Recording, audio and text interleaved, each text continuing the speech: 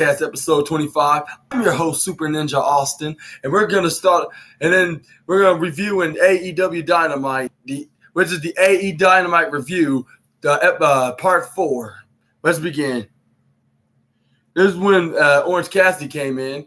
This is when when the fans start chanting, "Thank you, Orange!" Clap, clap, clap, clap, clap. Thank you, because recently Jon Moxley defeated him and being the first ever in a while to do so, and to take his international championship from him and become the new champ. And then this is when Orange Cassidy said a couple of emotional words into his promo, saying between the lines, I believe was, and then. When he was about to say it, this is when everybody continued starting to chant until he finally said, "Hey, everybody!" And then that's when everybody started getting, and he was like, and then this is when he said, "Hey, thank you."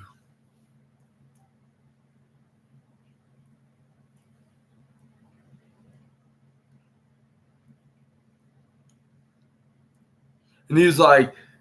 And he also said, whether if I'm championship, either of the championships or not, I'm still gonna be here and still put on and perform a great match for you people. And then every single week here on AEW Dynamite, because I am freshly squeezed Orange Cassidy, and I do not have the catchphrase, which that's his catchphrase, of course. This is when he nearly left until before. This is when he left, I should say. But before he had a chance to exit the arena, that's when Jon Moxley rudely interrupted his emotional introduction and his introduction. I won't say introduction. I'll say his after rudely just went out there right after he Orange Cassidy had his a little emotional moment of cutting a passionate and emotional promo. This is when Jon Moxley came out for his match against AR Fox, which didn't really last for long. It only probably lasted right around a little bit over 5 minutes, with Jon Moxley hitting his usual moves, raking his back and stomping on him, doing that BPCC comeback style moves. This is when he tried to hit the sit out. Also tried to hit the sit out pile driver, but AR Fox was hanging on for dear life. But Jon Moxley started accidentally him and raking his back again. This is when he tried to go. This is when he go for a suplex, but AR Fox managed to roll out of the ring. He kicked Jon Moxley right into his head and upper midsection, and right between the ropes. This is when he hits him with a running springboard DDT, looking like Liv Morgan's the Bolivian finishing move. But he was hanging middle of the rope, if he was doing a draping DDT, half of it at least. Like Randy Orton. But this is when Jon Moxley came back and did a huge turnover, hitting him right through Barricade. This is when, and he threw him right over Barricade, which he landed right onto the concrete floor near the audience. This is the match continues in the ring. Let's see what happens.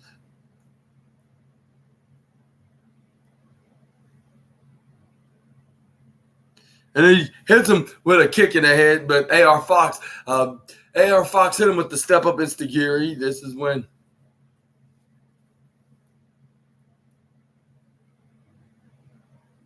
let's see right. Come on. This is where he was hyping everybody up. Everybody up on their seats, and then this is when he try to go for a running elbow right to the corner turnbuckle. This is when Moxley had him in the rear naked choke. This is when he rolled. This is when he got out of it. He elbowed him, and then he snap-mirrored him, and he rolled with him, and then hit him with a cutter, which was very perfectionately pretty. Like, that's very rare to see rolling cutters like that being successfully executed like that. And this is when Jon Moxley rolled out of the ring after he kicked out of the 2 count. This is when AR Fox tried to hit him with a jump over the top rope crossbody. Jon Moxley moved out of the way. He managed to get onto the middle rope, and then this is when Jon Moxley grabbed onto his leg, and AR Fox boot him right into the face. This is when he hits Moxley with a running moonsault right off of Mox's feet. This is when he brought back in the ring. He tried to go for a 1 and a 2, but Jon Moxley still kicked out of that move particularly.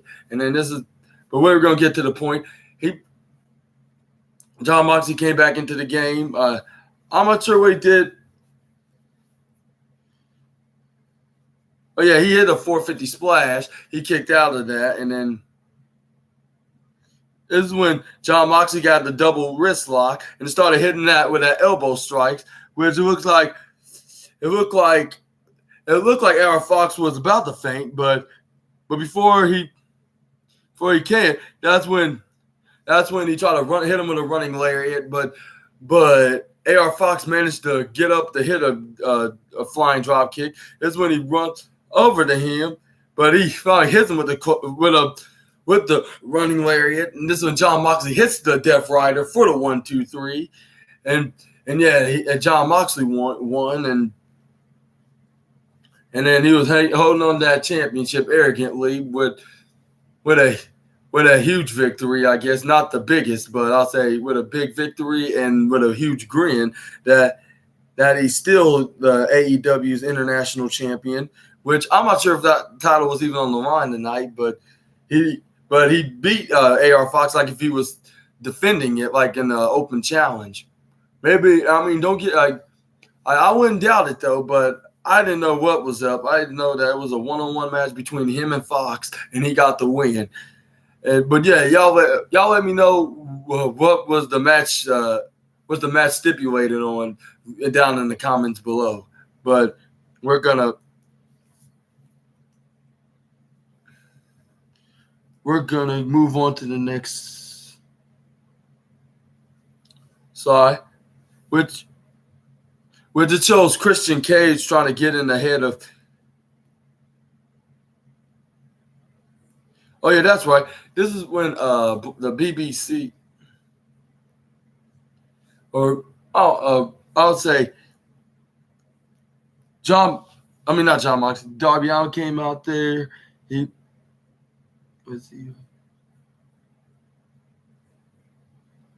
like, you still a winner in my world, bro. And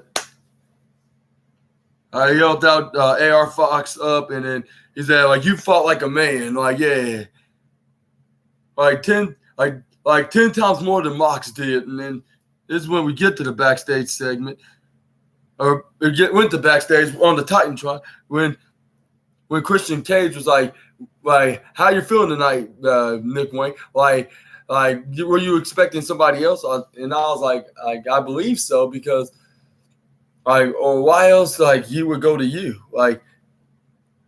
You're the one that was talking so much trash about his father, his deceased father, and I'm not saying that disrespectfully. I'm just saying what Christian Cage would say. You were talking about his deceased father and then hitting on his mom. So why would he associate with you of any sort? Even if you didn't talk trash on his father, you would still wouldn't make a great mentor, let alone a stepfather for the 18-year-old AEW star. I can think of two reasons why. But anyway, this is when Christian Cage, and then this is when Christian Cage is like, Nick, you are fine, but you're fine.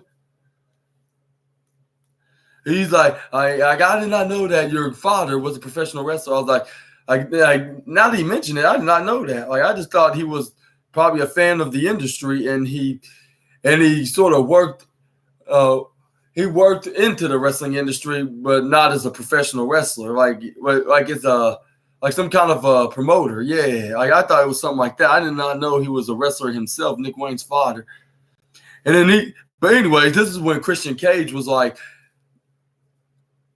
yeah, like I saw a few footage of him, and then he was really good. Like, and I think I owed you an apology. Like, you probably trying to get into the Christian's good side, and I was thinking like, I'm not sure if I'm not sure if he would team with him. Like, whether even if he did turn heel, for the fact that Christian Cage made that comment on the press conference of All Out saying like, I don't need no friends other than Luchasaurus. Like, Luchasaurus is my only friend. So I would say I should say he shouldn't try to brainwash Nick Wayne just to add another member. Like, right after he started talking trash about and talking so much absolute shit, right, to everybody else, including doubting his best friend. Well, I'm not saying in reality, I'm saying kayfabe. Like, he's talking so much dirt, like to the point, like so much point, dirt to the point, like if he's not careful, like if he always idolizes himself, like he can make Luchasaurus into a jealous Jerry, and no longer team with him, and even claim the TNT title on his own. But that's a story for another day. But anyway, this is when Christian Cage said,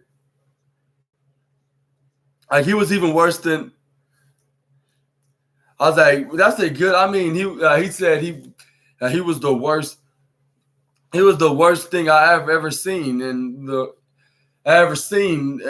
seen him perform, or should I say, like, he, not him, but I say, yeah, he was the most worst in-ring performer that I had ever seen from any guy into this sport. And then I was like, you're just here to insult him even more. Like, isn't it bad enough that he had to see his father being put in the grave? Like, be put in the grave. So why don't you show some more some sensitivity, I should say. Yeah. Can you show some more sensitivity for the poor boy? Like, dang.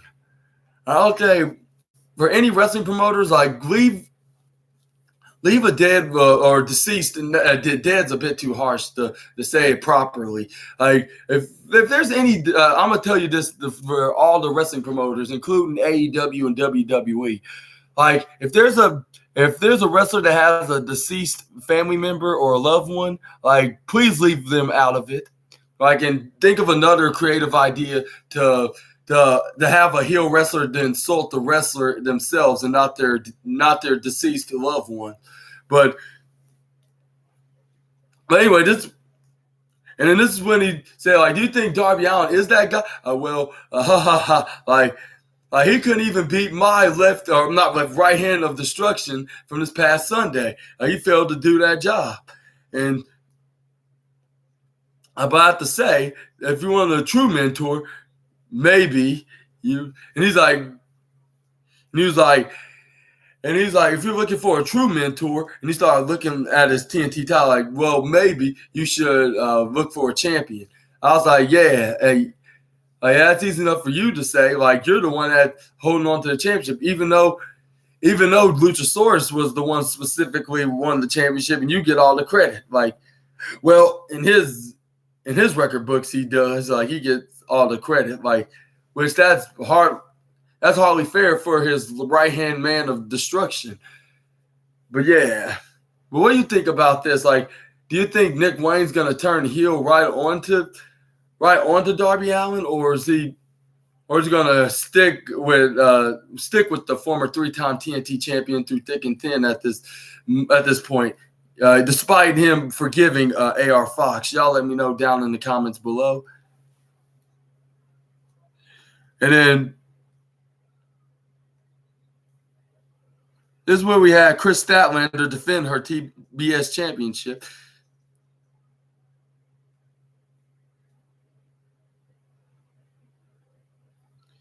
And I would say,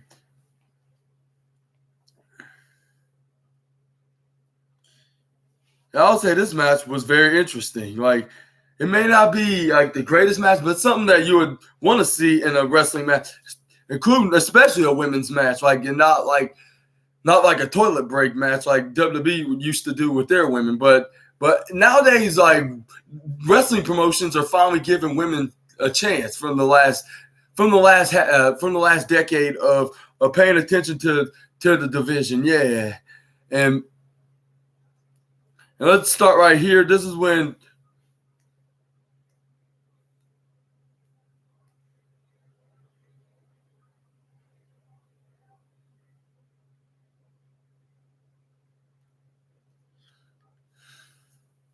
that's her name, Sakura Starka. Yeah, Sakura Starka against Chris Statlander for her TBS championship.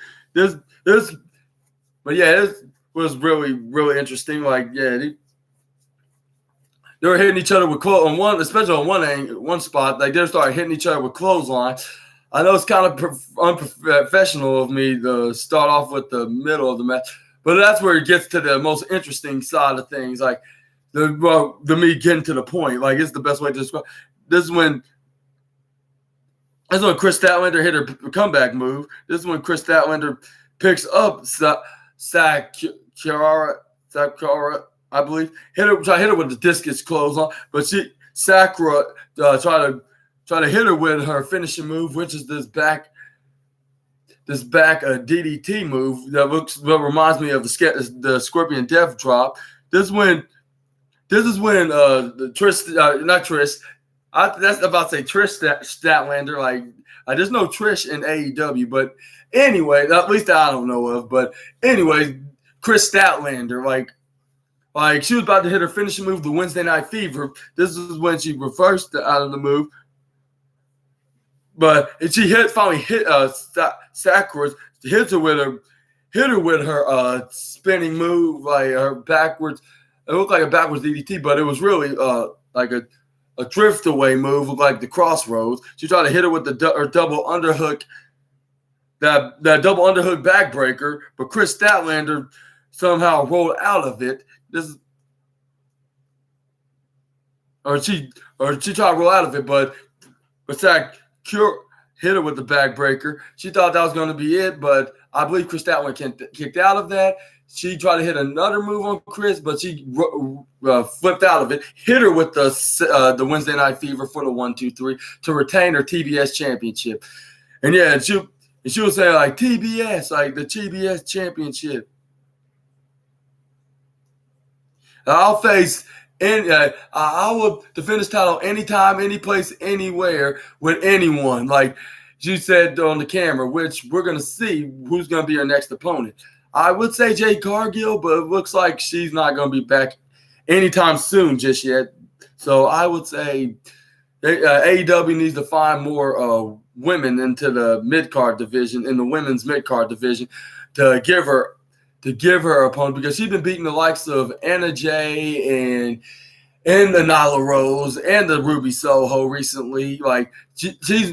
Like, they better hurry up and bring some more women's talent, even if they have to have her face even what's her name, Willow Nightingale. Like just to have her keep defending that title and making it look making her and the title itself look more relevant than it already is. But who she should face? Y'all let me know. Face to defend her TBS title, and what do you think that the TBS title should stand for the women's mid-card championship? Y'all let me know down in the comments below. Because Jade Cargill had the initials called That Bitch Show, which that's not an appropriate term to use on a championship. So it has to be a bit more less profanity into the initial name. So if you be kind, can you be like that? What y'all would think and positively think of a TBS initials to be into the championship name, even though TBS, we all know what the TBS stands for into the channel, the TV channel. But I'm just saying, just for the fun side of things. But yeah, we're gonna move on Roderick Strong being interviewed, like, and he even said a sad, tragic story about his life. Like, I'll say with him not really being raised as the kid like he should have been, like as a like he should be as a normal, typical child. Like, and he said like first his parents were like it all started like is that at first he was living a normal life with his parents, like and he had nothing to worry about. But until alcohol and drugs got into their life, like with his mom being a drug addict, and then his father being a alcoholic, and then his sister following their footsteps of being just like them. And then he said, and after all that, he has to take care of himself, and he had to grow up by fending for himself and fending for himself and taking care of himself. And he had to what he said.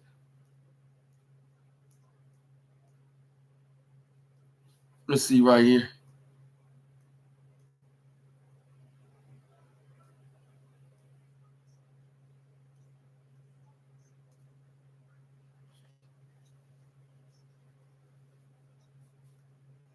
I'll say not falling. It was so bad. Like the whole house, the family household was so bad. Like even his sister left. That's what he said. Not following their footsteps. How silly of me. He was taking care of himself. He had to take care of himself night in and night out with a BB gun beside him, and then his life made a huge turnaround when he got into the world of professional wrestling. That's what helped him got back on his feet. And he said, like, not only wrestling is just his career, but it's his everything. Like every single wrestler who ever had a traumatic childhood experience. But he was like, I already knew that before I became a star. I grew up alone. And he's like, and I grew up alone, and I'm going to win this Grand Slam Championship tournament and become the AEW World Championship alone without Adam Cole's help. And that starts tonight. Which I would say if he can get past either Trent Beretta or Darby Allin or Nick Wayne, like he could be in the finals, and then he can face whoever's in the finals on the other side that makes it to the finals. Yeah, in the finals, he could possibly do that if he could, but that's only he can do it alone. And let's be honest, and in the spoiler alert, he just did that. And this is when Don Callis came out, sit with commentary to see a tag match with Sammy Guevara and Jericho against Aussie Open, which because they got into a brawl because Jericho because Aussie Open was sort of a sore loser from after their Battle Royal #1 contenders match against the rest of the other tag teams in the locker room to face Adam Cole and MJF. I'm better than you, baby. Like in an AEW tag team rematch, which he pretty much lost. Which they pretty much got eliminated halfway, or no, towards the end because Trent Beretta eliminated them. And then that's when they started getting into Jericho's face. Jericho's like, Chris Jericho was like, oh, like. Y'all lost. Like that's too bad. Like, and I have more news for you. Even though I lost, like I beat the shit out of right out of your little friend Will Ospreay, and then that's when it was a 2-on-1 brawl. But Sammy Guevara came in and started fighting back, and hitting them with Floyd the baseball bat, like they're showing on the recap from this past Friday, which we talked about on my SNA podcast on the AEW review part 3. Make sure y'all check that out. But anyway, this is where we had the match with the with the former Ring of Honor and IWGP Tag Team Champions, which I believe it started off with Sammy Guevara and Mark Davis. Let's see right here.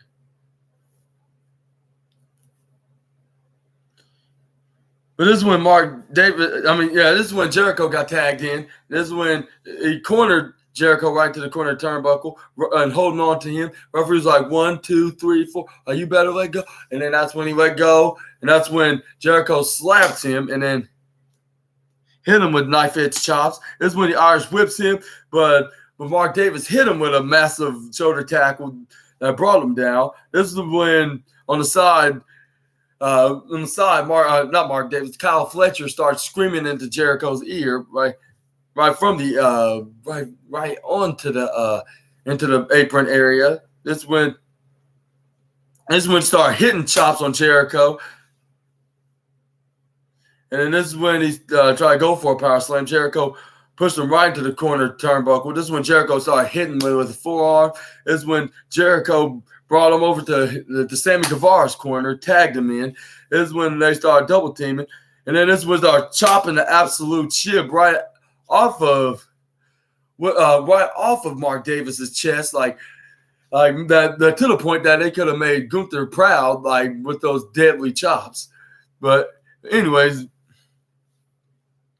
they hit him with a double shoulder block, and they started doing the sex god pose, like with Jericho doing the pose, looking like they're showing off something, but we're not gonna get into that. Like that's very inappropriate. But yeah, it was so funny. Like I believe this was, I would say, the second goofiest wrestling of the night, because we're gonna have some more goofy wrestling moments onto this episode of Dynamite.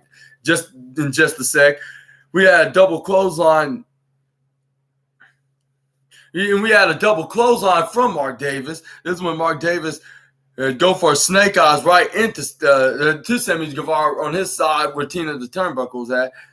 And that's when he tagged him, Kyle Fletcher. This is when Kyle Fletcher brought him up and hit him with a body slam. And that's when we started shouting Aussie, Aussie, Aussie to the fans. And then gave Jericho the finger. This is when Sammy Guevara started chopping Mark Davis, but Mark Davis started chopping him right back. And that's when it makes the fans start saying woo, which is a more obvious reference to Ric Flair when it comes to this maneuver. This is when Sammy Guevara Irish whipped him. He hit him with he got with a reap frog and a backflip, and then hit him with a middle drop kick right into Kyle Fletcher's midsection. This is when Sammy Guevara is showing like doing this Spanish God pose. This is when he grabbed onto and stomped him in the midsection. Kyle Fletcher. He tagged him Chris Jericho. Chris Jericho hit him with an axe handle, and then that's when he started doing a double suplex. And then that's when Don Callis also said, like, he's letting his partner doing all the work and he gets all the glory. I'm like, what that's supposed to mean? Like, ain't that like what you did with Kenny Omega? But yeah, never mind about that. We're gonna talk about more about Don Callis in just a minute. But it was a standing suplex that probably lasted for like half a minute, because they had him right up in the air, like probably on the count of 30, like when they did the suplex. And then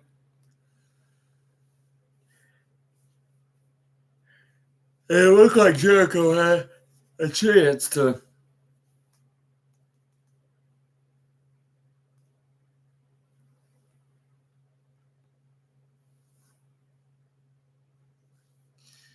because he was standing tall. He was trying to see if he could finish off the one half of the Aussie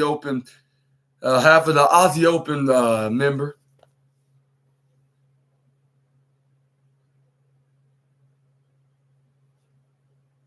Let's see.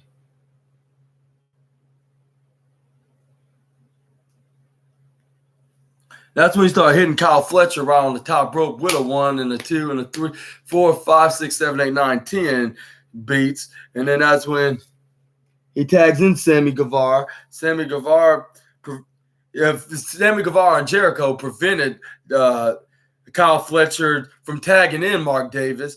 Sammy Guevara started hitting him with stomps, and he tried to pin him with Jericho's foot to the chest pin, like with the flexible pose, which he only got a 1 count. And then this is when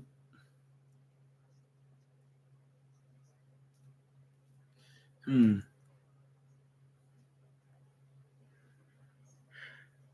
tried to throw him on the outside, but I believe Kyle Fletcher counted that, threw him out, and the referee was so distracted with Kyle. This is when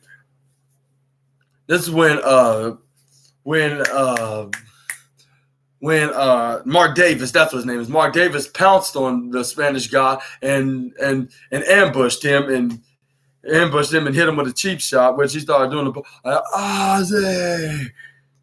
I'm like, all right, yeah, these heel tactics just don't get old whatsoever. And this is when he sorry, my bad. But this is when he throws him back in the ring. This is like roll him up like if he was a pack of a cinnamon roll, and then this is when Kyle Fletcher hit him with a rolling senton.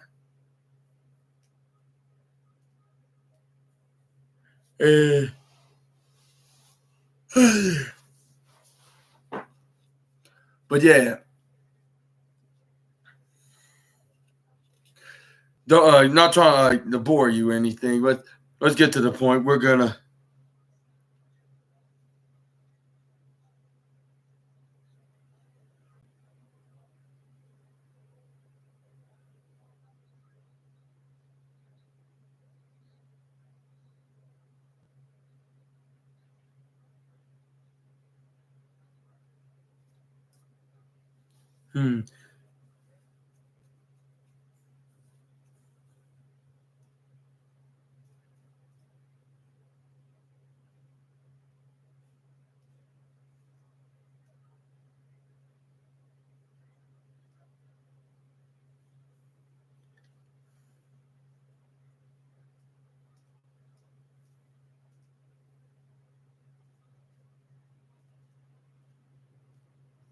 Let's see.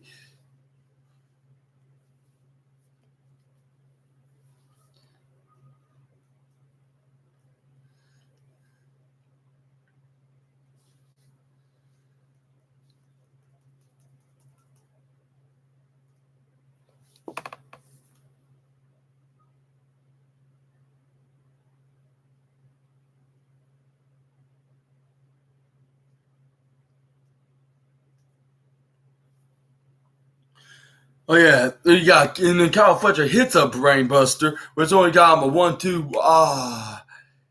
And then this is where it finished. I chant, "This is awesome." This is when he forearmed Jericho. Kyle Fletcher Irish whip. He tried to duck and try to get him. Try to hit him with a move with him bowing down. This is when Jericho kicks him. This is when he tried to. This is why I try to shoves. This is where he shoves Kyle Fletcher, but he moves out of the way and actually shoves. And actually pushes and shoves Sammy Guevara right off the ring apron. And then this is when Kyle Fletcher hits the most devastating move in all sports, the surprise roll up with a 1-2.99999. And then this is when he rolled out of the pinhole. This is when he tried to run up and attack Jericho. He hits him with a Judas effect out of nowhere for the 1-2-3. And then your winners is Jericho and Sammy Guevara. But it looks like Sammy Guevara did not appreciate the accidental shove that Jericho did. And he started, and then that's when this is when Sammy Guevara started looking down. He was like I'm not sure if I want to win like this. And then Jericho's like, "Come on, Sammy, like celebrate with me, like we won." And then that's when he got to hold on to his hand and raise it, but Sammy Guevara snatched it away, and he was like, no, like I didn't really did anything to help win, like, and you were like, you didn't, and it seemed like you didn't really need me, and he was like, and it seemed like he really, that's what Sammy Guevara was looking at him, and Jericho's like, yo, what's the matter with you? He tried to touch him, but I think that's what triggered Sammy Guevara, because he just pushed him right on the side. And I think that would trigger Jericho. And that ticked him off. He was like, Sammy, like, what is up to you? What the hell is up to you? And that's when Sammy Guevara pushed him more harder than he did. And then that's when Jericho shoved him back. And it looked like they nearly got into some kind of a brutal, unforgiving altercation themselves. This is when they started throwing a shoving war, a pushing war. This is when security started trying to break things up. They're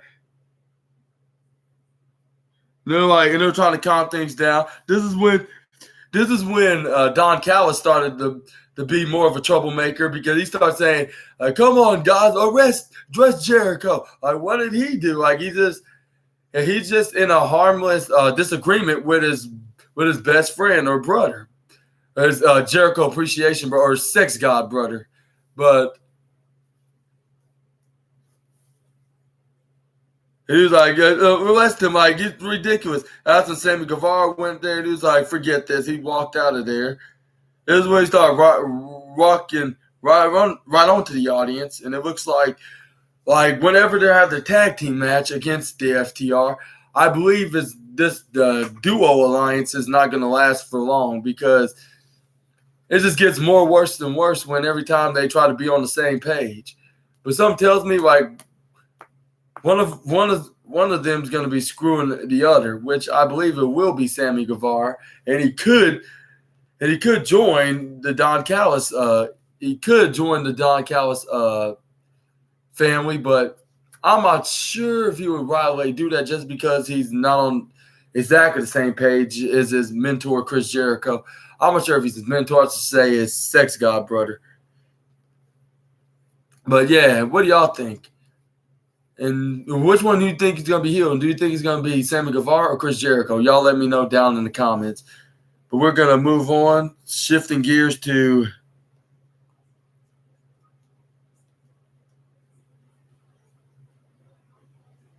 this is when they showed the strap match with Bryan Danielson and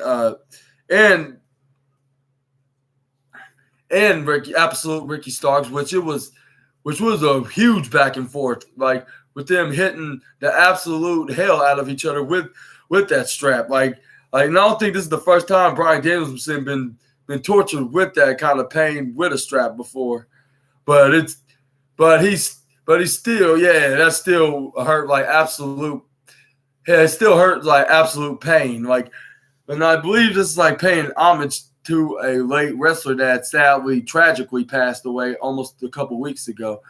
Which, this is a reference to the Eater of Worlds, because, like, when he was the Fiend, that's what he did. He started beating the absolute daylights or absolute darkness into Bryan Danielson with that strap. But fortunately, he survived the babyface turns into a heel train, like what he did with the Miz and Seth Rollins prior. But anyway, that's a story. That's also another story for another day. But like, when I'm doing like another wrestling video. But anyways, he threw pain. It was both in bloody messes. But at the end of the night, Bryan Danielson choked out absolute Ricky Starks with the strap that they had. That they were fighting each other with. That he gave no choice but to put him to. He had no choice but put him to sleep, because he will not tap. And it was after him saying no, he will not tap out.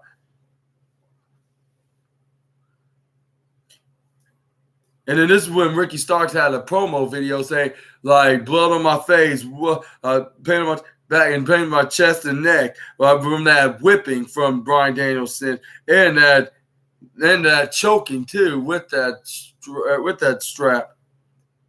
And then that's Ricky Starks said, tonight I prove a point to you, Bryan Danielson.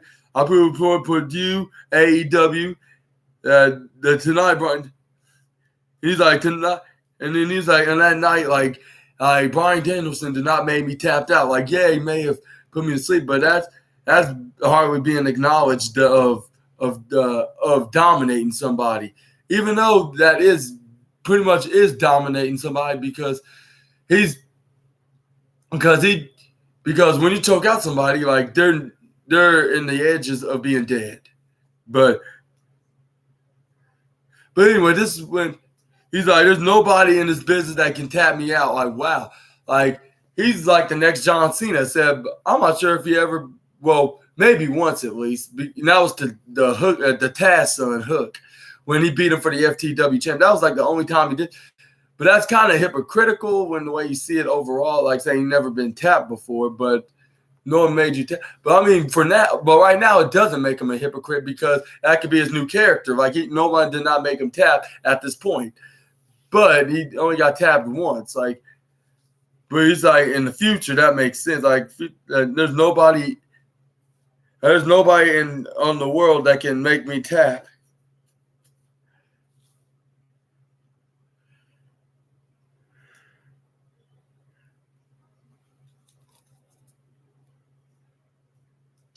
And then he was like, and he said, don't give me a piece of bread if I haven't fed if I haven't eaten anything yet.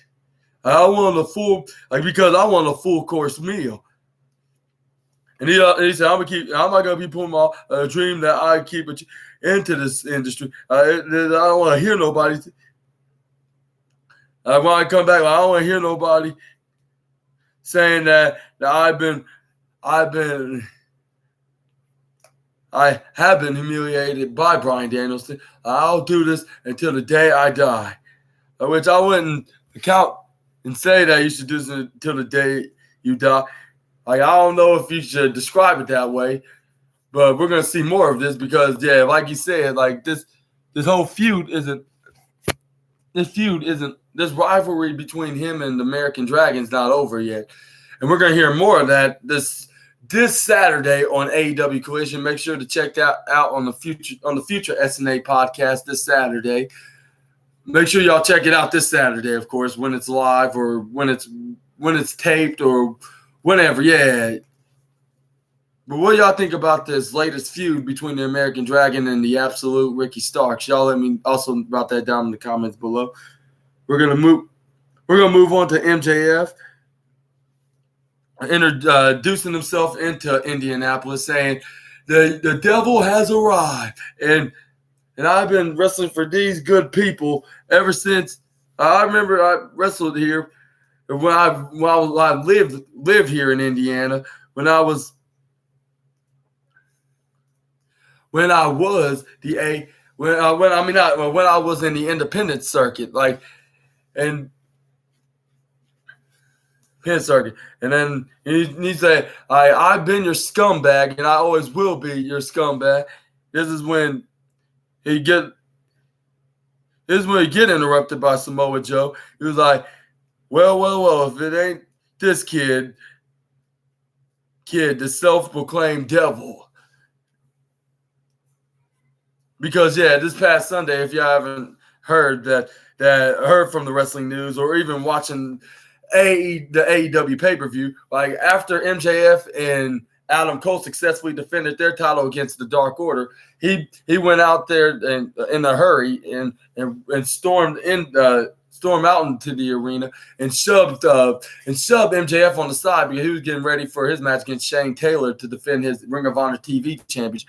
But MJF probably got some flashbacks 7 years prior, so he went out there and started being into a big physical altercation with the Samoan submission machine. But anyway, this is when Samoa Joe came out. This is when he got a microphone from the cameraman. He was like, well, here's the self-proclaimed devil. And I remember that time when the last time I pushed him on the side on the wall when I was in a certain exclusive network streaming service in Brooklyn, which it was an absolute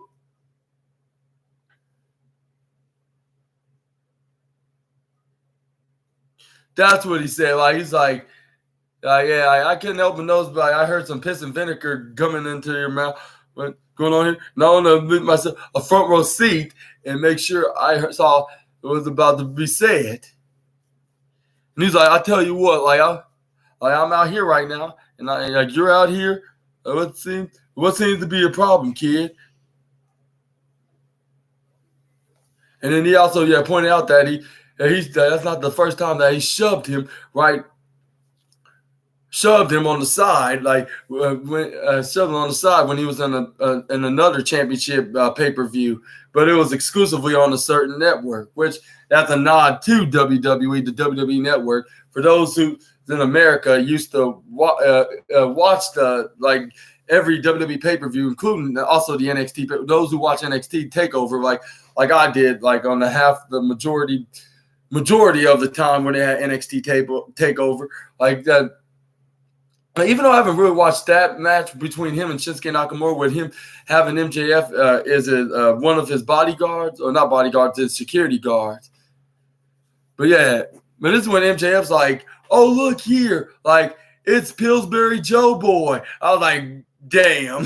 He literally called him, I know, it's Samoa Doe, making these Pillsbury Doughboy jokes, like with him, with the names that kind of have a ring of it. And then remember that when I said, what was the goofiest wrestling of the night? It was one of them, yeah. It was I forget, but remember I said that was the second goofy. And remember I said, like, the first goofiest wrestling of the night I'm going to talk about later? This is the number one goofiest wrestling that I seen of this night, like, where he was clowning on him. And then this is where he got serious face. This is when MJF brought up the time where, like, when he was 19 years old, back 7 years, or I would say 7, I would say like when he was 19 years old, 7 years ago, back in 2016, when he was only an extra, like when he was doing a tryout in Brooklyn, New York, in WWE, and yes, he named dropped WWE. Like, he was like, I was just doing my job as a bodyguard or security guard, and you decide to push me right on the side and right against that brick wall. Are you out of your mind? And also William, and then at first, and then he was about to gag at first when you try to say William Regal's name. Like, William Regal declined at me because I was too young to join. And I was like I thought, like, that's very strange. Like, that's a totally strange reason. Like, I thought, and that was a totally strange reason from the gentleman from Blackpool, because, like, the British gentleman from Blackpool, of course, the former evil gentleman from Blackpool, like, that was a very odd reason why he declined MJF. Like, too young. Like, I thought you could sign in any young guys, like, as long as they're 18 or older. Like, so that doesn't matter. Like, if he was only 19, like, that could have been the perfect age of starting them off in WWE. WWE is the upcoming future young main event star. Like, but it's unfortunately too late for them to claim that term to be the original wrestling promotion that made him into a main event star. But anyways, he's like, keep putting in your resumes into your application and keep applying until you get a shot at being in this company. And then this is when MJF's like, but every time he always did that, like, you always get turned down. So what he did, like when as soon as he got to AEW, and then before he left, AEW, I made sure to knock him the hell out and send him right back to NXT, which that's sadly true. Like they basically did kill him off by MJF attacking him with the Dynamite Diamond Ring knockout, and then had him had him written off by getting brutally damaged by the salt of the earth, and then just to bring him back to NXT to train his son, or to send him back to WWE to train his son on NXT because his son Charlie Dempsey is on there now, and he's starting to be a recognizable name. So recognizable, even my brother that haven't watched wrestling in a weekly basis in over a decade starting to notice this guy, like of being William Regal's son. But anyways, this MJF says that, and he's like, you know why these people love me? Because I am the best, and I'm better than you ever will, more than you ever did, and you're 20 years into this business, Joe. And again, I may be a scumbag, but I am their scumbag. And you know why? Because I am the AEW World Champion, and I am Maxwell Jacob Freeman, and I am better than you. And then he put the microphone right to the audience, and they said, you know it.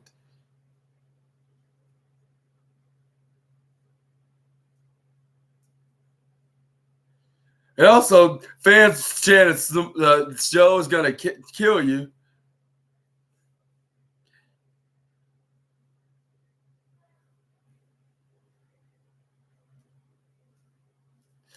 And then, oh yeah, I forget. Like after they said that, MJF also said like the reason why you ran your fat ass out here is because you got my theme song mixed up in the ice cream theme music. And I was like, wow, Max, like you just literally just roasted him. I haven't heard of a fat insult joke in months. Okay, here you go. Yeah, that's for baby. Want Uncle to open it now? Yeah, Uncle and Grandma got these. Yeah. Yeah. Oh, wait. Mama did. Mama did. Okay. Too bad I can't sponsor these on my videos, but here you go, Trey. But anyways, he said that. I was like, wow, like he just really insulted his way. Like I thought Roman Reigns and Big Papa Pump Scott Steiner was going to be the only two guys in history. Now I can add MJF being the third ever guy in Samoa Joe's career of being fat shamed. But at this point, like Samoa Joe kind of deserved it for being so crucial to the salt of the earth. Even though MJF kind of deserved it, but MJF didn't do nothing to him for him to do that though. So I would say he kind of deserved to be called an insult. But anyways, but I'll say as a character, as a heel, I would say don't get me wrong. Samoa Joe is one of my favorite wrestlers into the wrestling biz. Whether if he's in TNA, Impact, AEW, WWE, he delivers every time he's in a match. He even delivered when he faced CM Punk, even in defeat. So don't get me wrong, and he's making that the World TV Championship, like if it's the World Heavyweight Championship. So there's plenty of but him as a heel and him pushing around MJF, like I would say MJF kind of got him where he deserved that, but.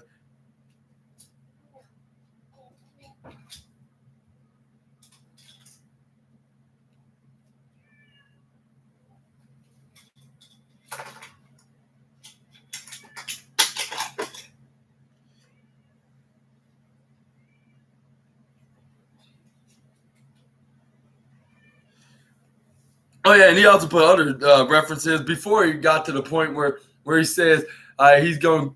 When you tell the story about when he tried to join WWE back in 2016, and then he said, how about we get a little creative, which I believe that's another nod to WWE, like with the new management and creative, especially with Triple H being the head booking creator, the head booker and the head of creative of WWE. Is this a little frisbee? Uncle needs to help me figure this out as soon as he gets done with this video. But anyways, we're going to...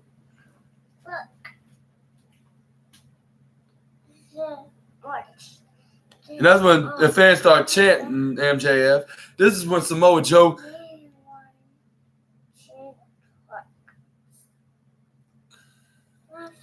This is when Samoa Joe told MJF, what he said?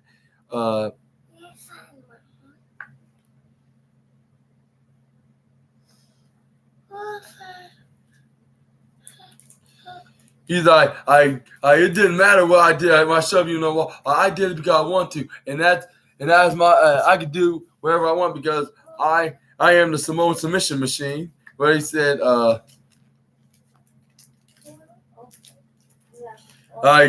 know you still had a problem with that from 7 years. Like, if you still had, like I didn't know you were that kid like you was.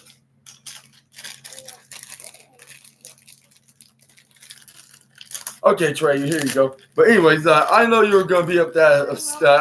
I know you're gonna be a kid that's gonna be an obsessed of what happened back then, like and isn't back then, but like that's your problem. But if I want to shove you again, I could do that as I want to.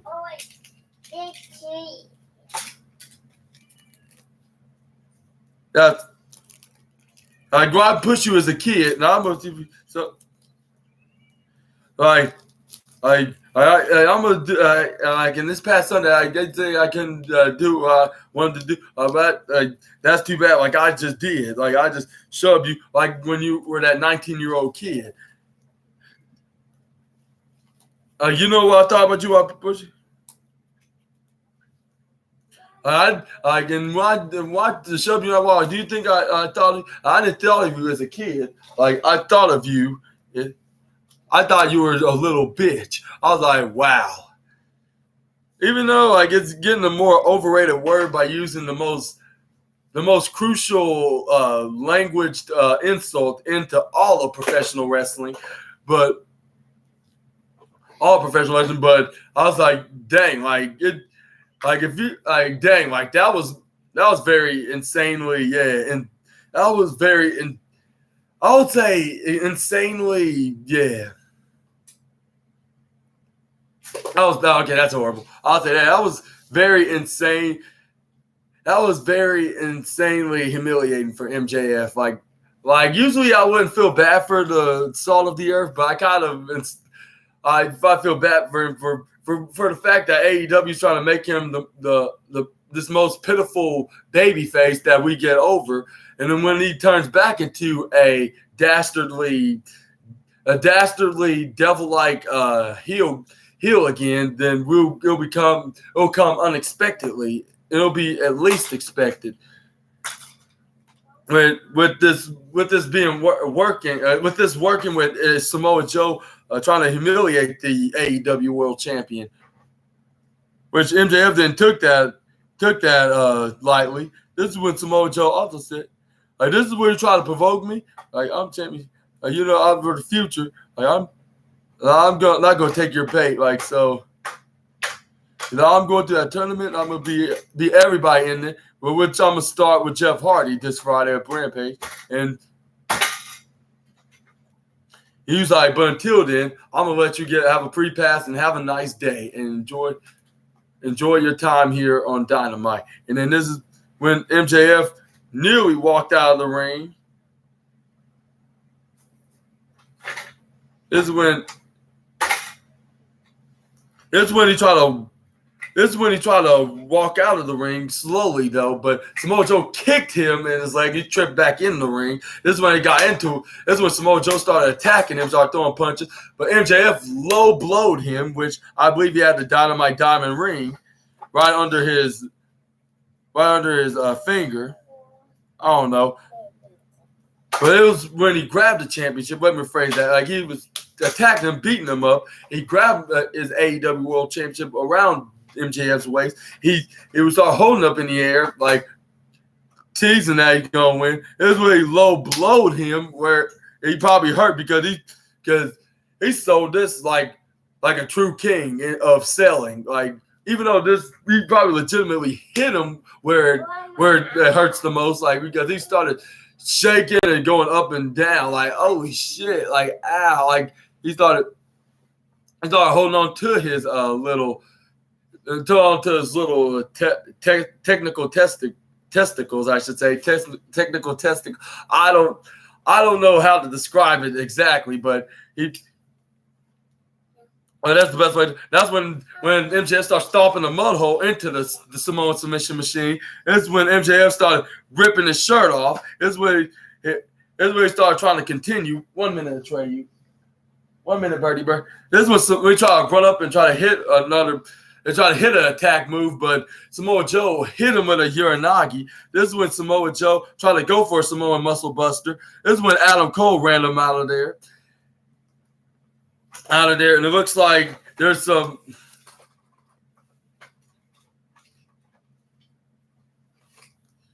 It looks like Adam Cole could have a match finally, which we've been trying to see since when they were both on NXT back 2 years ago. Like when Adam Cole and Kyle O'Reilly was in a brawling altercation, and then Samoa Joe tried to break it up, and then Adam Cole was not cooperating, so he hit him with a Samoan submission machine. I thought that would be a tease of having a match on NXT, but before they could even have a chance with Samoa Joe being NXT champion and Adam Cole losing to Kyle O'Reilly, his contract came up, and then he left NXT, and then Samoa Joe hang on to the championship until a month until I think he tested positive for COVID, and then he had to relinquish the NXT title.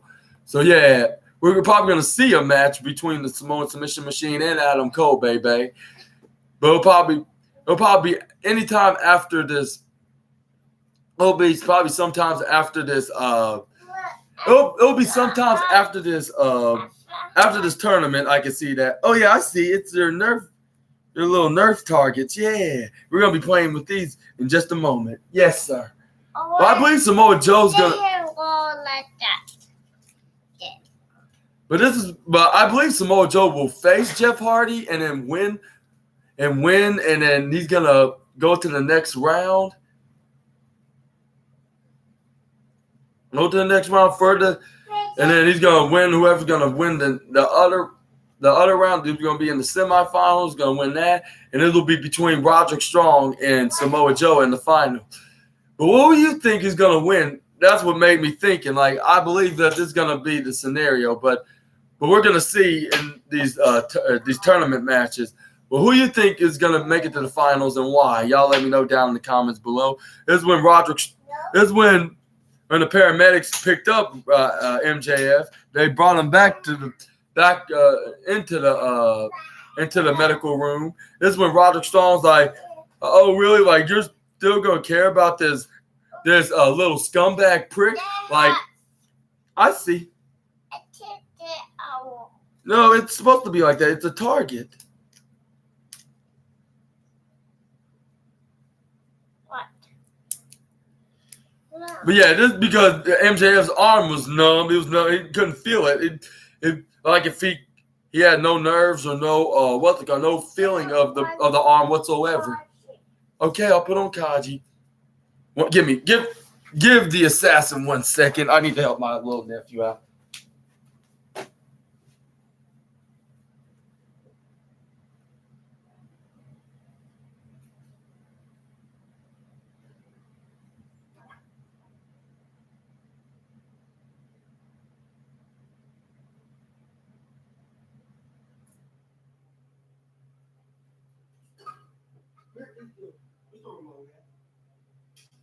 Dang it, I don't have time for this.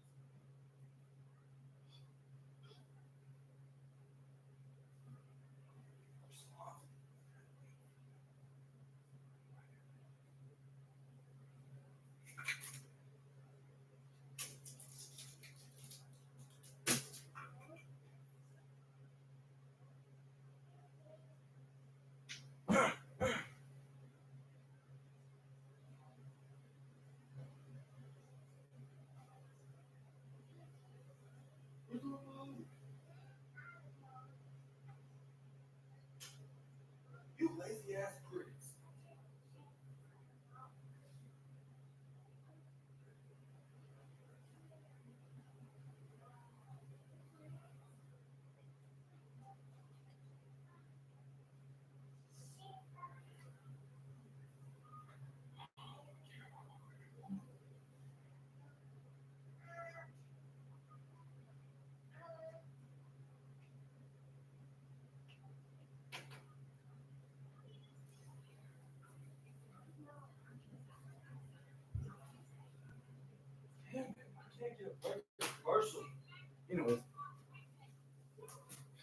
Sorry about that. Just doing a little.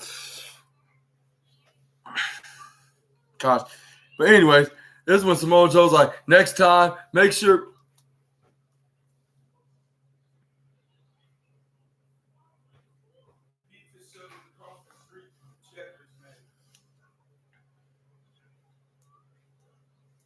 Let's see.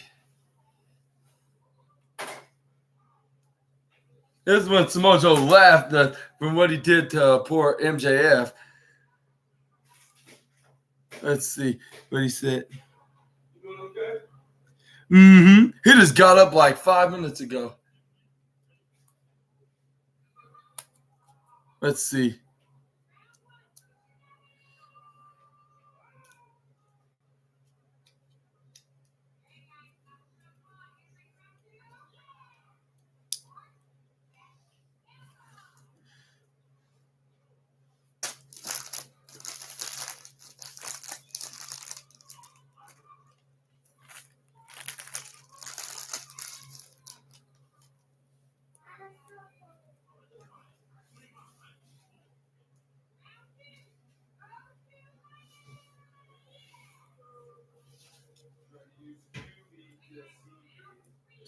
Okay, let's skip that. But this, and then Roderick Strong shouts out Adam again. Once again, I was like, man, what is up with you, Strong? Like, why you keep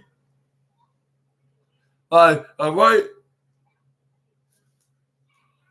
He's like, you never care about me.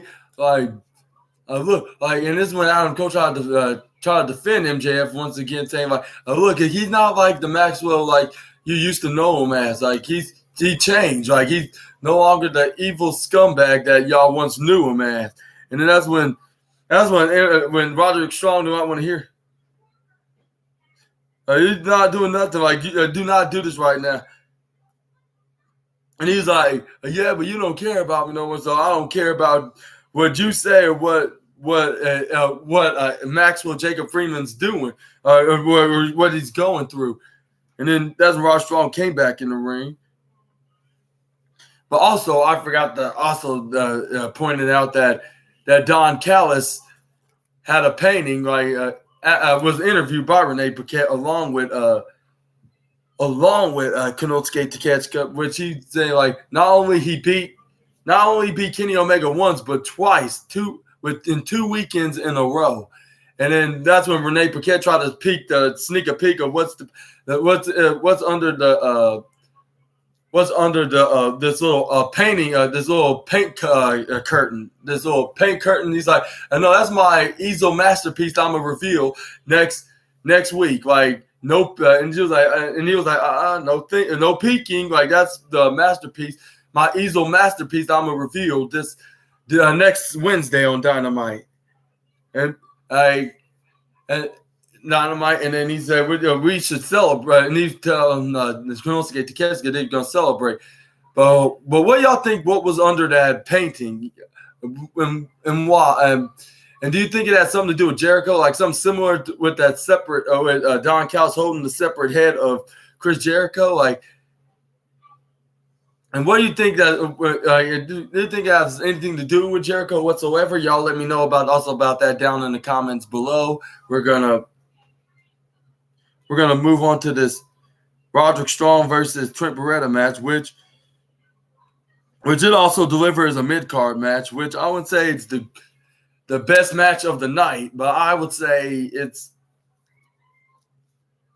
underratedly it was underratedly entertaining. Like, it's something that you would love to watch. Like, it even had my whole entire family watching, like on the TV screen, like with Roderick Strong trying to hit knee strikes, but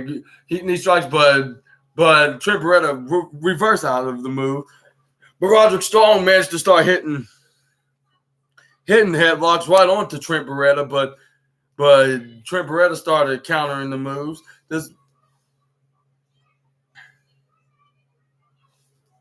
This is when Roderick Strong tried to hit his stronghold, the Boston Crab block, and then but that didn't work. So because Trent Beretta rolled up into the most devastating move in all of sports entertainment, the surprise roll up. This is when he kicked out of that, but the 2 count. This is when Roderick Strong had him into some kind of a little flat lay guillotine hold, and then this when Rod Strong hits the clothesline, he got running through the ropes with Trent Beretta doing that duck sliding, and then hit him with a knee strike meteor, but which I would say he must have learned that from either Matt Sydal, formerly known as Evan Bourne, or Mercedes Moné, aka Sasha Banks, because it was so perfectly in order when he hit the meteor for a 2.8 second count. This is when Trent Beretta tried to go for. This is when Trent Beretta tried to go for a set-out pile driver, which Roderick Strong got out of it, and they hit him with a knife edge chop, which he probably still kept on to, from last year when he got deadly chopped by Gunther when Gunther changed his name from Walter to Gunther. But anyway, this is when Trent Beretta had a knife edge chop on the arm, so he hit a deadly chop. They did it so awfully awesome, that to the point that I bet Gunther watching.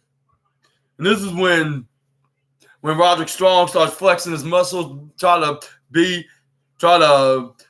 like his last name, and then that's when Roderick Strong picks up. That's when Roddy started picking up with Trent Beretta, but he twisted his arm, hit him with a side back suplex. This is when it had him going to the corner. Going to the corner, Tina the turnbuckle corner. This is when, let's see right here.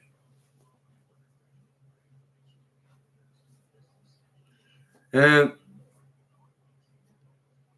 then this is when Trent Beretta hits him with an elbow DDT, tornado DDT. This is when,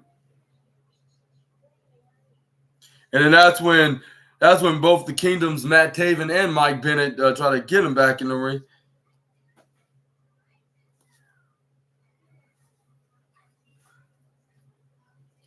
And then that's when Roderick Strong did the most sneakiest and the most conniving trick into the heel book in all of professional wrestling. He pretended that there was something wrong with his neck, but I think he's still got some neck issues. He's probably three-fourths cleared of competing in matches, but he still has some probably neck problems. Okay, Uncle will take one. A hamburger? Okay, baby. Like that right here, and Uncle might warm up because the fries are getting a bit cold. But anyways, when Trent Beretta turned his back and tried to go up the Simba on top of Simba the steel steps, he pushed him right into Rita the ring post and brought him back in the ring. And then he hit him with a running knee strike, hit him with that Falcon backbreaker movement jig for the 1-2-3. 1-2-3. And yeah, he made it to the second round for this Saturday's Collision. But if we're gonna analyze like this. We will analyze this Saturday. My bad. Getting some French fries from my little nephew. But anyways, this is when they raise him up in the air. But before that, they put the neck brace right onto his neck, and they carried him like if he already won the AEW World Championship. But he's like 2 rounds away from winning. And like I said, and even if he does beat either Darby Allin or Nick Wayne, Darby Allin or Nick Wayne, this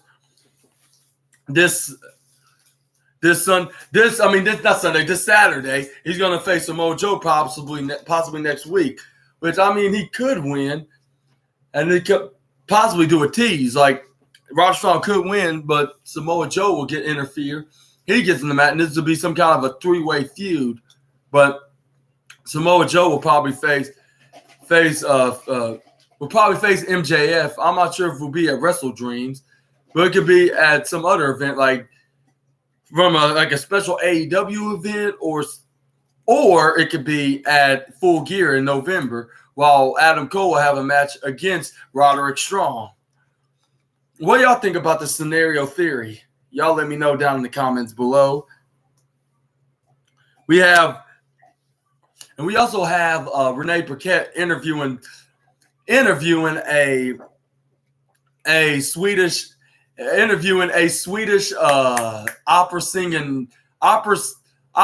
depressed opera singer in denial.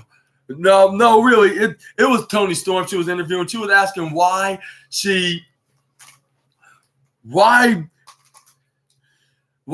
spray paint Ruby Soho in the eyes of her match against Chris Statlander for her TBS championship. And then Toni Storm's like, I don't know what you're talking about, Renee. Like, I would never do such a thing in my entire life. I'm like she sound like some kind of a depressed Swedish opera singer that's in denial of doing something horrible to someone. And then she told us like if she really did something wrong in real life. And then she was like, I have no idea. And talking about like, I would never do such a thing, especially to a friend. And I was like, Toni, really? Like, I'm not sure if y'all are even friends right now, because ever since that Saraya thought that you intentionally hit her mom, she don't want to have any kind of association with. Like, she hardly wanted the team with you. And I believe it was AEW Collision against Britt Baker and Sheeta and what's her name and Statlander. But that's when she walked out of there. She threw her shoe, and then that's when Renee's like, hey, like, what's the big idea? And I was like, yeah, like, you're acting more psychotic than your husband. Or, heck, like, you're more psychotic than Renee's husband, which I'll say that was the third goofiest wrestling of the night, like, of the match. Not match, of the show, I mean. All right, Trey, you just give Uncle 1 minute. But anyways, this is where we move on to the more shoe. Okay, here you go. Pop. Okay, I'll give you some pop. Sorry, give me 1 more second. This will be the last time I'll leave the room.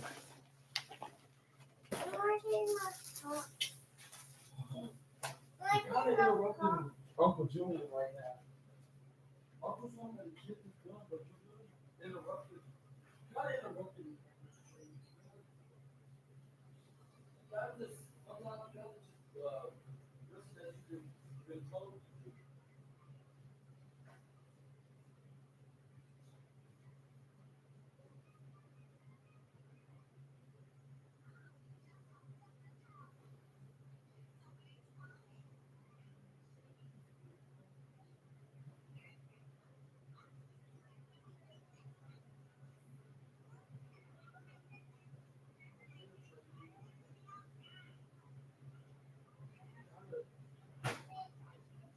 There's no problem.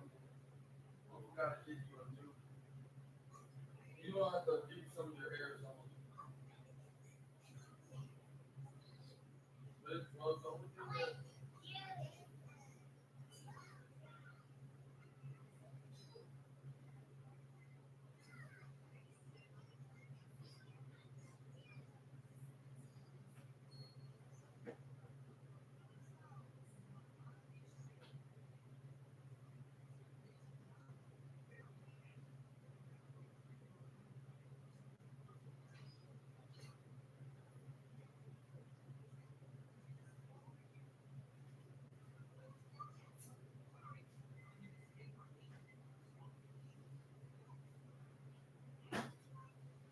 Okay, Trey. Let's bring us in the bedroom.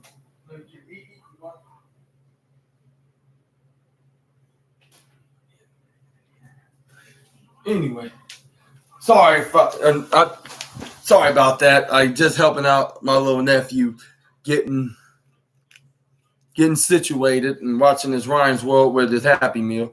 But anyway, we're going to.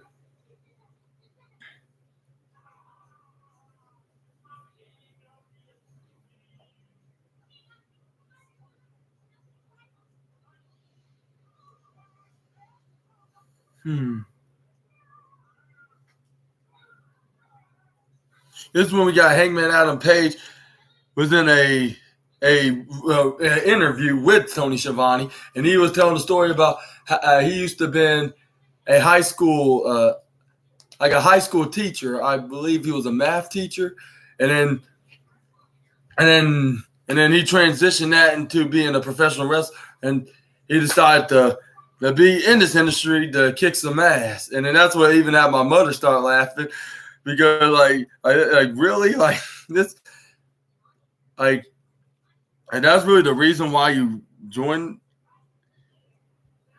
I was like, I don't know what.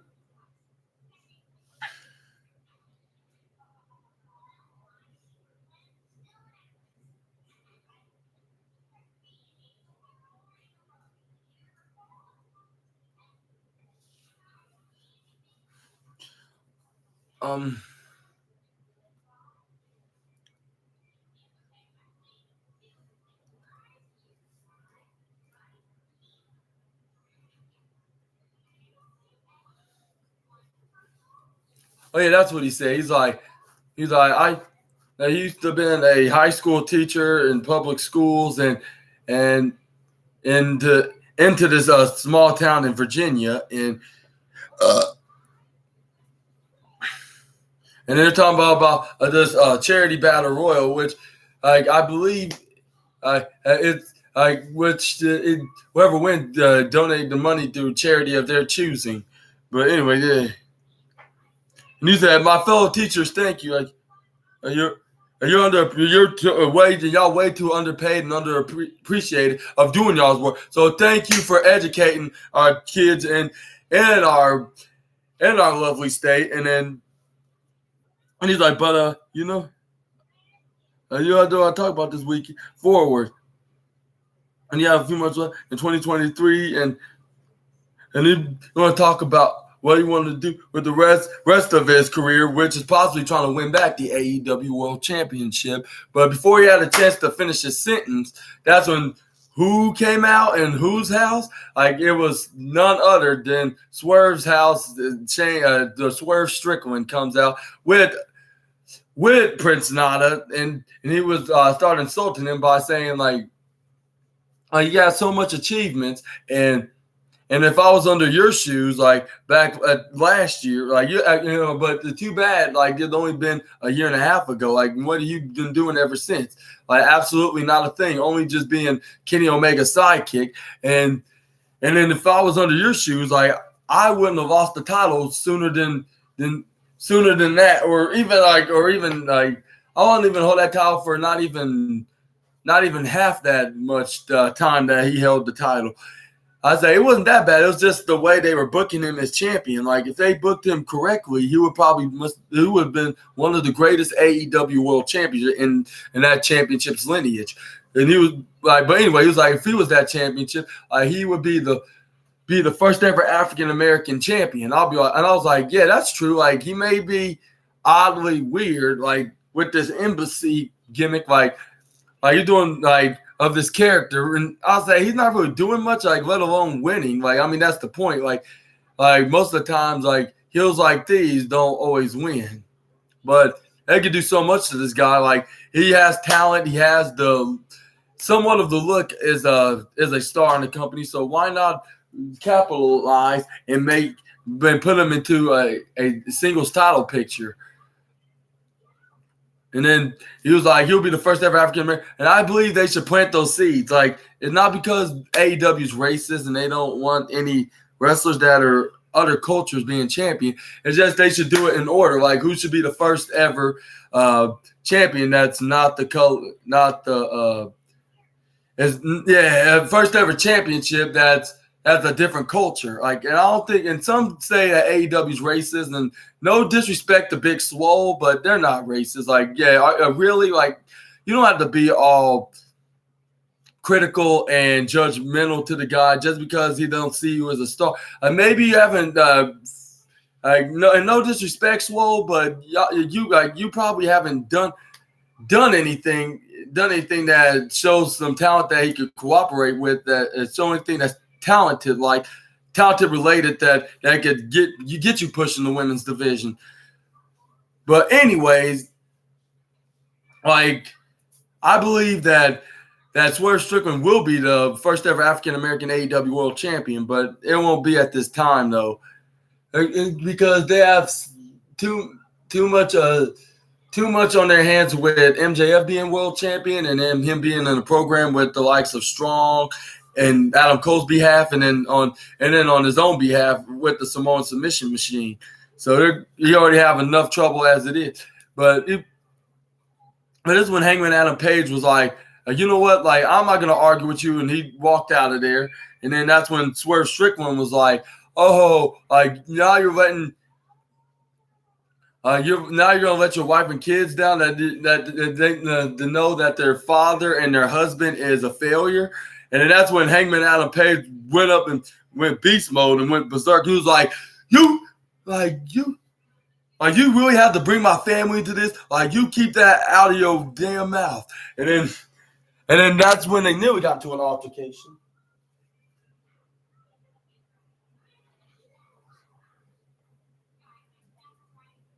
Hello?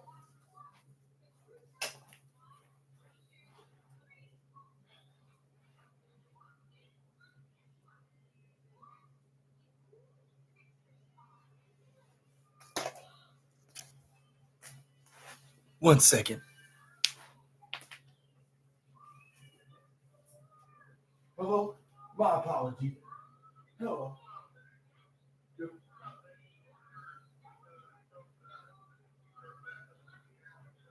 Yeah, sure. Absolutely. I'll do that right now. Yeah. Don't worry. Yeah. You know what's in here. Yeah. Mm-hmm.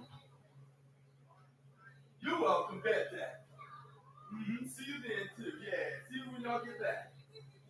Yeah. Thank you for pointing that out to me because, yeah, I do not want to betray you have a hold of that. Yeah. Mm-hmm. You know I got you covered. Yeah, Lil Bro and Uncle Julie got you covered. You're welcome. Yeah, absolutely. Mm-hmm. I put it in the right side, like above the microwave. I did that single cabinet. Yeah. Mm-hmm. You're welcome. Yeah. Uh-huh. You're welcome. Yeah, of course. Yes, sirree. Uh-huh. Bye-bye. See you. I'll let you get back to doing what you're doing. Okay, yeah. Sure will. All right, yeah. See you just a minute as well, yeah. Uh-huh. Bye-bye. But anyway, this is when but yeah, back. I'm sorry for all the interruptions. But anyways, this is when Brian Cage came out of nowhere, hits him with a discus clothesline, hits him with a sit-out powerbomb, and the Falcon Arrow. And they have Swerve Strickland in a squashed up mess, or that squashed up is not even a term in this manner, I should say, in a gruesome state, like and Hangman Adam Page was in a gruesome state after being pulverized by the 1/3 of the AEW Trios not AEW Ring of Honor Trios Championship. My apologies. I'm not myself today. I really need to get into my calm place and be focused onto this AEW review. But anyways, this is when then what's his name started doing this dance, Prince Nana. I was like, he's getting more worse than Stokely Hathaway ever been. Like, and speaking of Stokely, I haven't seen him since that deletion match that I brought up a week ago, like a few of my videos ago, I should say, when he snuck in the Matt Hardy's home theater room. But Oh yeah, like when it's been announced that Hangman Adam Page has a match with the Machine Brian Cage next week. What do you think about the Swerve Strickland versus Adam Page feud? Y'all let me know down below. We're gonna move on to the main event of the evening, which is one of the other matches in the AEW Grand Slam match, which is none other than Darby Allin taking on Nick Wayne, which was a very good technical athleticism match. Like, because they were going the top ropes. Like, if there was no gravity today, tomorrow, or next week, or even next year, we're going all in for this. And no pun intended to the all in event. Just saying, like, I was like, they earned the rights of making this the main event because it was so good. Like, to the point that you could have watched this on a Monday, like if they were competing on Monday Night Raw. If Dynamite went on Mondays, like you would probably be going back and forth for Raw and the show when you watch, like towards the end of the show, of course. Because they start hitting each other with crossbodies, rammed into each other, like, and then this is when Nick Wayne started hitting right hands, but Darby Allin started hitting back with that move. This is when Nick Wayne started hitting the right hand. And let me tell you, like, Nick Wayne is 18 years old, and he's wrestling like if he's already 25 or maybe a bit younger than that. Like, if he's wrestling, the point is, like, he's wrestling like if he's already in his early 20s. Like, because he was keeping up with Darby Allin so much. Like, he nearly won this match. And yeah, that's a spoiler alert because we're going to get to that.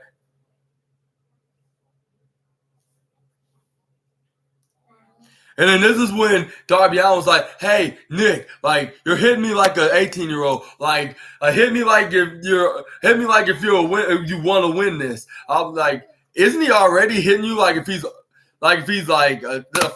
few years older than you rather than being 12 years younger than you? Like he's fighting you like if he's actually meaning it. Like he's fighting like if he passed his early 20s, like with blows. Like and to be honest, like he nearly won. Like, but Darby Allin, like, it was like two different times that he almost won and hit him. Okay, Trey, you. Yeah, Uncle will help you put the slides back on as soon as he gets done with this video. But anyways, this is when Nick Wayne started hitting the punches that Darby Allin asked for and requested from Wayne. But Nick Wayne hits him with a super kick out of nowhere, like the least expected. He almost got him with a 1 and a 2, and then he kicked out amazingly. And then this is when he got up to the top rope. Darby Allin started nailing him with fists and knock him right off the top rope. This is when Darby Allin nearly hits the coffin drop, but he thought this is when he thought he hits him with a. No, that's not where it goes, Trey. Trey, Uncle will help you out with that just a minute. You're kind of picking the wrong time to do this. No offense, Trey, but Uncle Super Ninja Austin is. Uncle Super Ninja Austin is making his video right now. You gotta respect his time right now. You gotta do it like this, but you gotta wait until Uncle Julian is done making his video. You gotta have some patience, Trey. You cannot just. Here you go. Anyways, this is when Christian Cage came out. He started sitting with the commentator, talking trash, talking so much shit, but right on to Darby Allin, and he also says, like, Trey, you gotta wait. You gotta have some patience. You can't always get your way all the time. But anyway, this is. You're really kind of messing Uncle up right now. But anyways, Christian Cage is. Y'all look for him. Uncle can't look. Uncle SNA cannot look for him right now. He's doing his video right now. We'll wait for afterwards. But anyways, this is when Christian Cage came out. He's talking more shit about Darby Allin, and he's not mentoring Nick Wayne like he should be doing. Like, and he needs someone that's actually a champion, and a champion that's actually bringing prestige into this TNT title more than anybody, including Darby Allin, ever did. And then anyway, he pinned.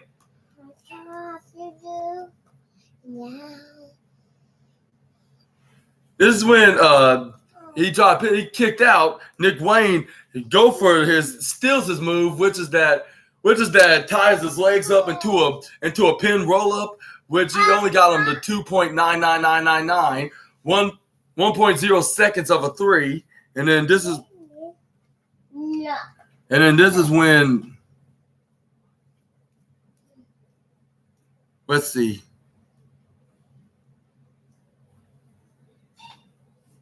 And he tried to hit him with a.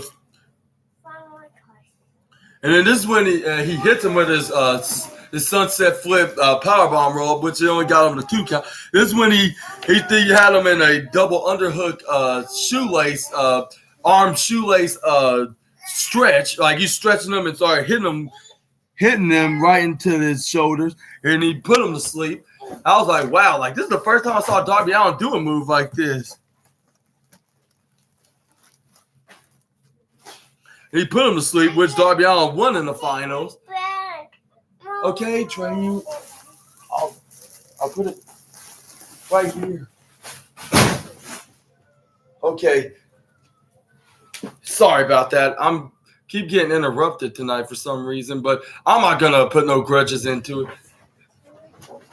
I'm not gonna hold any grudges, but anyways, grudges because this is just a video, and I'm in his room, so right now, so I'm gonna show him that respect. But anyways, this is when Darby Allin wins by a knockout, by knocking out his best friend. And I see your bed, yeah, but you can't keep calling for your uncle right now. You gotta let Uncle do his video right now. You got to just sit here and watch it live right here right here onto your room while Uncle Julian's making this video of Uncle SNA. I mean Super Ninja Austin, Uncle Super Ninja Austin in his room. But yeah, he wins the match. This is when Christian Cage started rubbing his TNT title, his self-proclaimed TNT title that Luchasaurus originally won, and then I was like, you may have won this rinky-dink tournament match, but you sure as hell you may win this tournament. You may or may not win the semifinals, let alone the finals. But I will. But I always will be a this TNT championship guaranteed. And he started kissing the championship like if it was his wife, making his wife jealous. But anyways, yeah, this Saturday, Darby Allin will be the one to face Roderick Strong. Like I said, Roderick Strong's going to win that match. Samoa Joe beat Jeff Hardy at Rampage. And then Samoa Joe's going to face whoever's going to win the other first round tournament. And then it'll be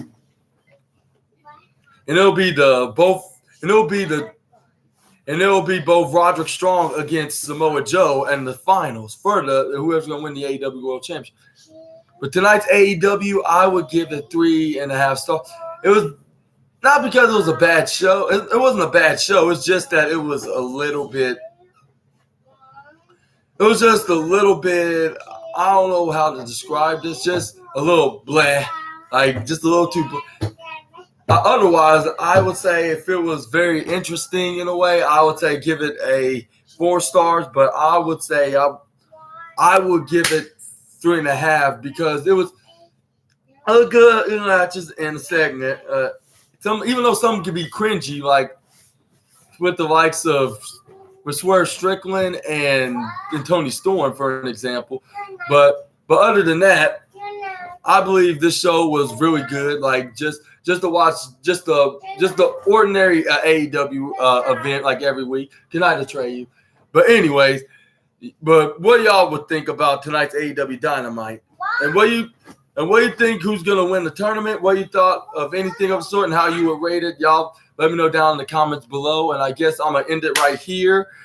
In this episode of the SNA podcast, episode 25, AEW, and that's the AEW review part 4. And then if you like this video, and then sorry for the interruptions, outside interference. Yeah, I'm staying with fam, so I'm trying to help out, do the best as I can. But if you like this video, please give it a huge thumbs up. And then if you like the content, make sure you subscribe and click the bell notification so you can be notified for my next upcoming video and more of my wrestling reviews podcast content.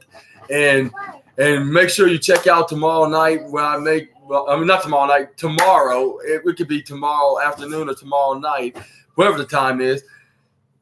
But yeah, I'm gonna do a SNA podcast for the wrestling news, with double E's, and we're gonna talk about more what's going on in the world of professional wrestling. It's gonna be the wrestling news part 4, which we're gonna look at some wrestling articles on Wrestle Talk, from Wrestle Talk. I mean, it'll be there are 2 babies. Okay, Trey, you all right? Right here. Anyways, we're gonna talk about all kinds of what's going on in the wrestling world, whether if it's from AEW, WWE, or outside of those 2 companies, like anything in the world of professional wrestling. Make sure you check that out. I've been your host, Super Ninja Austin, and I'll see you all on episode 26 tomorrow, anytime tomorrow. Tomorrow, and I'll see you then. Super Ninja Austin, the assassin,